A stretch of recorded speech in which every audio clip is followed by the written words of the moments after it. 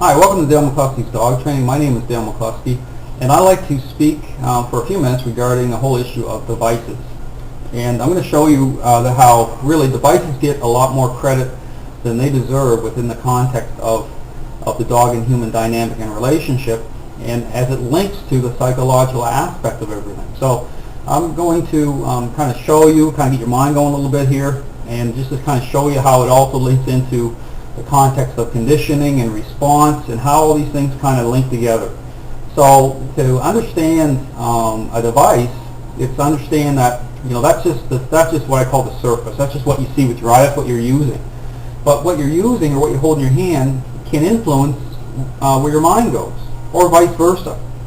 So oftentimes what happens is dog owners will adopt a certain method and technique to use with their dogs based on thoughts and feelings, more so than based on what nature needs. And oftentimes it's, owners don't understand it or don't see it, but it's human nature to go towards, what I'm already thinking about or how I feel about something. So oftentimes a lot of owners will adopt what they call positive reward-based type of training systems, and I'm going to show you now, those are just words. Those are just terms. Their meaning is empty, really, when it comes to nature. They're meaningful to, however, the dog owner that wants to, that's more emotionally driven, that sees love as good and authority is bad, and even when you bring the subject up, this is why so many people get, offended. But I'm challenging that based on this whole psychological aspect that's misunderstood. So, to understand the context of, say, a clicker, for example. A clicker is a device you use it follows a conditioning-based model of training where a dog will move around to do certain things, and it's based on like a positive type of reward system. And this is one of those training things, aspects that is part of what I call almost like a belief system. I mean, it's really people that follow this type of training system really get into this and start writing. I've read all the stuff on it, and I'm going to show you here now that there's so many holes in it you can drive a transport truck to it if you're objective enough to see it. So, but it's the context that has to be understood. So with training, context isn't just something; it's everything. I mean, you have to understand. For example, a dog rolls on their back.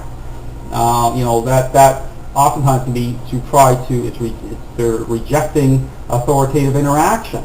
Don't ever assume something. When a dog rolls on their back, that automatically must be submissive. That's not always the case, and how you can tell is you have to go and analyze the context of the relationship. See if the dog is holding on to power or not, and that's seen through various power-associated behaviors. So context is everything when it comes to behavior. So getting back to the clicker, so a dog will move around, and again, that's context. For example, the psychological aspect is there. It's unseen, but it's at work. It's working. Because I'm more than a device. Just like a dog is more than what you see. People are the same way. We're a physical being, but we're a psychological being too. So dogs are in tune to that, more so than human beings are. And they extend that to us through nature. It's a shared psychological connection. And so the aspect of that is such that, for example, when a dog is moving around for something, it's the context that has to be understood through a conditioning-based model. What goes on oftentimes, the dog will be moving around for an expectation of something in return. So it's just like they still hold on to power. So they're going to, shake a paw, roll over, sit down, because their mind is being directed on what they want.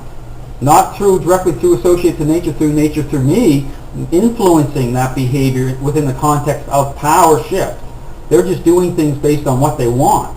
So you have to look at where the mind of the dog is when they're doing something, based on what's going on through nature first. That's the whole context here. So, for example, I could have a clicker in my hand with the dog, and another dog owner could have a clicker in their hand, and I may be able to truly create role change based on my psychological path, because that's what's really at work here, not the clicker.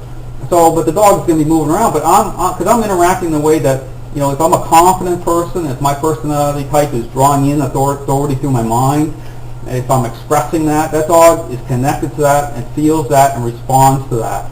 Another dog owner, however, may be thinking about the relationship. They're at a high emotional level, and then you combine that dynamic with a type of dog that is going to grab power quicker, say with a pit bull or another type of dog, that owner's going to be in trouble, because what happens is that dog is going to still move around for treats or for that clicker in the context of that environment, that situation, but it's going to still hold on to power.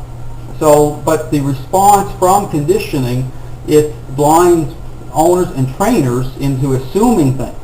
But I mean, it's a dangerous thing to do, is make any assumptions about dogs, because that's not, dogs are nature driven too.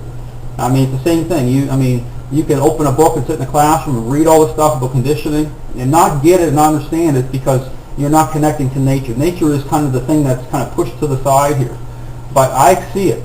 I see it because of all the years I spent over these hundreds of dog cases, and people coming to me that failed with other systems and linked into conditioning and all this permissive love-based type of interaction. Dogs are holding on to power, and they've been resolved.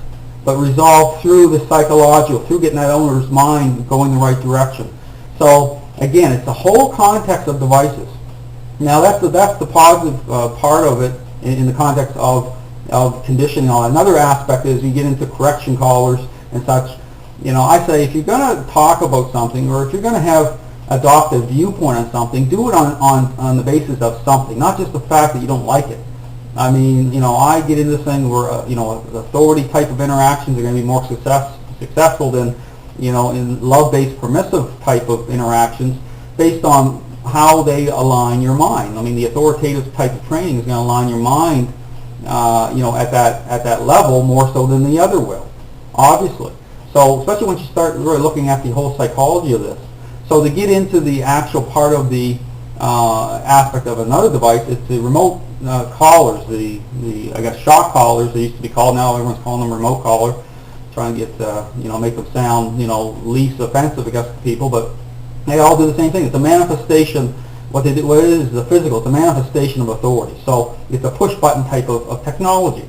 So what happens there, those situations I've seen a few times, is those devices you have to be careful when using them, because as long as, again, you have to think about dogs align through the psychological. It's a connection. You might be several feet away from a dog, distance-wise, and that dog is still connecting. It's still reacting to the psychological. That's part of nature.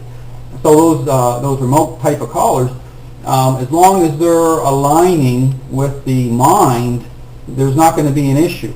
But the issues with those is trainers don't understand the psychology of it. So if you get an emotional-based person whose thinking's not changing, they're in chaos themselves, and they're pushing this button, which is a manifestation of authority, that dog is going to get stressed out, because that dog's not making the link from the physical, from the person, through the psychological. So what happens is it causes a stress reaction with dogs, and it causes worse behavior issues, unless it can be resolved or aligned the right way. So I've dealt with that a few times as well. So devices, I mean, the leash is the best device to use just to a normal straight collar, in my opinion, because it aligns smoothly with the psychological. As you pull the leash, your mind is pulling first. So it's really important to understand about these devices. I kind of made this video to give you a little better insight about how it all kind of links in, so it kind of give you food for thought. But the psychological aspect really needs to be understood at a deep level, because there's fail rates with systems, and it's based on the psychology of this. Dogs are really, they're psychological beings, and to make the links and connections, it can't be seen from the surface. Surface doesn't always represent truth. And that's important to understand. And truth, within this whole system, it's hard and difficult, because it requires us to change how we think. So right away, a percentage of dog owners, they're not going to like it. I mean, they're going to hate this, because it brings the focus onto them. But if you truly can, have an open mind and really listen to what I'm saying, it will make more sense. You have to be objective, though. That's the thing about this stuff. You have to be objective. So anyway, I hope this video is informative, and it can help you to better understand and see the whole dynamic between dog and human. And I invite you to visit my website. I've put several free videos on there to kind of open your mind a little bit, and articles that I've written as well on there. So anyway, thanks very much for watching, and